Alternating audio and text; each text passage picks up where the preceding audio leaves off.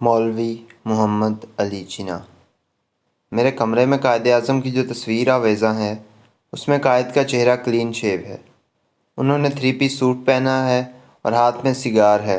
تاہم میرے ایک دوست کی خواہش ہے کہ میں قائد کی تصویر کو تبدیل کر دوں اور اس کی جگہ شیروانی اور جناح کیپ والی پورٹریٹ آویزہ کروں۔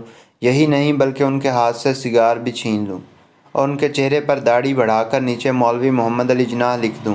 یہ خواہش صرف میرے دوست کی ہی نہیں بلکہ ہر اس شخص کی ہے جو اس ملک میں قائد کے ویژن کی بجائے اپنی مرضی کا نظام نافذ کروانا چاہتا ہے۔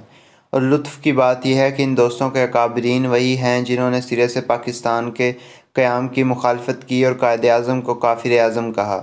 جن صاحب کو ہم قائد اعظم محمد علی جناح کے نام سے جانتے ہیں انہوں نے لنکنز ان میں محمد علی جناح بھائی کے نام سے داخلہ لیا، تاہم بعد ازاں درخواست دی کہ ان کا نام تبدیل کر کے ایم اے جناح یا محمد علی جناح کر دیا جائے، تاہم بعد میں نام ایم اے جناح ہی قرار پایا۔ بحوالہ جسونت سنگھ کی کتاب جناح انڈیا پارٹیشن انڈیپینڈنس۔ ایک زمانے میں اسی جناح نے لندن میں شیکسپیئر تھیٹر کمپنی میں اسٹیج فنکار کی ملازمت کی تو ان کے والد نے انہیں خط لکھا، don't be a traitor of the family, خاندان سے غداری مت کرو۔ شریف الدین پیرزادہ، سم aspects of Quaid اعظم's life, page 11۔ اس خط کے بعد انہوں نے ملازمت ترک کر دی۔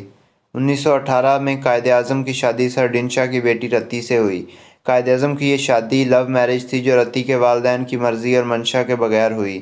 والپورٹ جناح آف پاکستان، صفحہ 44۔ قائد اعظم نے مسلمانوں کی مخالفت کے باوجود اپنی ہمشیرہ فاطمہ جناح کو ممبئی کے مخلوط تعلیمی ادارے کانوینٹ میں داخل کرایا۔ K H Khurshid, memories of Jinnah, page 7۔ قائد اعظم 3 پیس سوٹ پہنتے، ٹائی لگاتے، روز شیو کرتے، سگار پیتے، اپنا سرمایہ بینک میں رکھتے، اس پر منافع لیتے اور اسٹاک مارکیٹ میں سرمایہ کاری کرتے۔ زیدی، جناح پیپرز، والیوم 2، پیج 8۔ مولوی محمد علی جناح کمال اتاترک کو آئیڈیلائز کرتے تھے جو مکمل طور پر سیکولر اور لبرل تھا۔ قائد اعظم نے 27 اکتوبر 1937 میں اپنے خطاب میں کہا کہ کاش میں مصطفیٰ کمال ہوتا۔ قائد اعظم، تقاریر و بیانات، بزم اقبال، لاہور، صفحہ نمبر 172۔ کمال اتاترک کے انتقال پر قائد اعظم نے مسلم لیگ کے حامیوں کو یوم افسوس منانے کی کال دی۔ مولوی جناح نے 7 فروری 1935 کو سینٹرل لیجسلیٹو اسمبلی میں خطاب کرتے ہوئے کہا، مذہب کو سیاست میں شامل نہیں کرنا چاہیے، مذہب کا معاملہ خدا اور انسان کے درمیان ہوتا ہے۔ Jamiluddin, Quaid Azam as seen by his, page 52۔ بعد ازاں مولوی صاحب نے 5 فروری 1938 کو علی گڑھ یونیورسٹی کے طلباء سے خطاب کے دوران کہا، مسلم لیگ نے آپ مسلمانوں کو رجت پسند عناصر سے آزادی دلا دی ہے، اس نے آپ کو مولویوں اور مولاناؤں کے ناپسندیدہ عناصر سے بھی نجات دلا دی ہے۔ قائد اعظم، تقاریر و بیانات، بزم اقبال، لاہور، صفحہ 218۔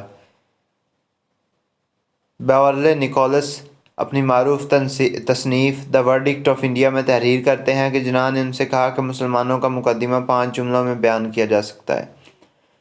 مسلمان ایک قوم ہے، نمبر 1، اپنی تاریخ کے لحاظ سے، نمبر 2، اپنے ہیروز کے مطابق، نمبر 3، اپنے آرٹ اور فن تعمیر کی روشنی میں، نمبر 4، موسیقی کے لحاظ سے، نمبر 5، قوانین کے مطابق جو ہندوؤں سے مختلف ہیں۔ مصنف نے سوال کیا کہ مذہب کے حوالے سے اختلاف کے بارے میں ان کی کیا رائے ہے۔ جناح نے جواب دیا، جزوی طور پر، مگر مکمل طور پر نہیں۔ Munir, from Jinnah to Zia, page 11۔ Hindustan کے مذہبی علماء کی اکثریت مسلم لیگ اور پاکستان کے خلاف تھی۔ جمعیت علماء ہند کے صدر مولانا حسین احمد مدنی نے اکتوبر 1945 میں انتخابات کے موقع پر ایک فتویٰ جاری کیا کہ مسلم لیگ میں شامل ہونا حرام ہے۔ خالد سعید، پاکستان دی فارمیٹیو فیز، پیج 216۔ مجلس احرار نے پاکستان کی سخت مخالفت کی۔ احرار کے لیڈر مولانا مظہر علی نے قائد اعظم کو اپنے ایک شعر میں کافر اعظم قرار دیا۔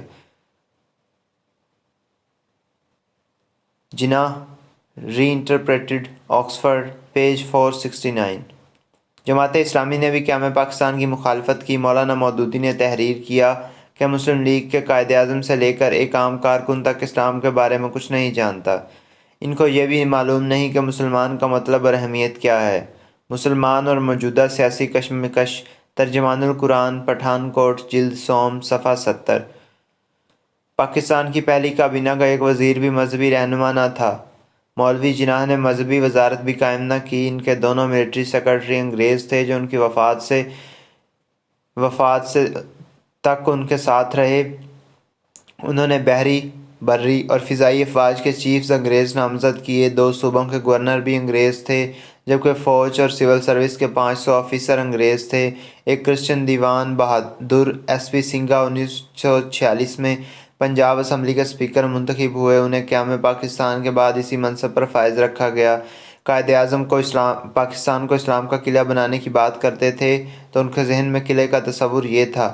پاکستان کا ایک اور بلند مقصد یہ ہے کہ یہ ایک ایسی بنیاد بنے گا جہاں پر ہم اس قابل ہو سکیں گے کہ مسلمان دانشوروں، تعلیمی معاشی ماہرین، سائنسدان، ڈاکٹرز، انجینئرز، ٹیکنیکل ماہرین کو تربیت دے کر تیار کر سکیں جو اسلام کی نشاط ثانیہ کے لیے کام کر سکیں۔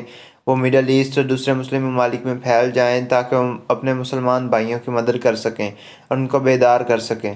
مڈل ایسٹ کا علاقہ ایک مضبوط بلاک بن جائے۔ ایک تیسرا بلاک جو کمیونسٹ ہوگا، نہ سرمایہ دارانہ ہوگا بلکہ سوشلسٹ ہوگا۔ قائد اعظم نے 1947 میں آل انڈیا مسلم لیگ کی ورکنگ کمیٹی کے لیے جو 24 سیاستدان نامزد کیے ان میں ایک بھی مذہبی شخصیت شامل نہ تھی۔ زیدی، جناح papers, volume 4، page 532۔ Quaid Azam کے دور میں کابینہ کے اجلاسوں کا آغاز تلاوت سے نہیں کیا جاتا تھا۔ کابینہ کے فیصلے کے مطابق دفتروں کے سرکاری اوقات صبح 10 بجے سے 5:30 بجے سپہر مقرر کیے گئے۔ نماز کے لیے کوئی وقفہ نہ رکھا گیا۔ Minutes of the cabinet meeting 15 اگست 1947۔ 22 اگست 1947 کو حکومت پاکستان نے جمعہ کو آدھی چھٹی قرار دیا۔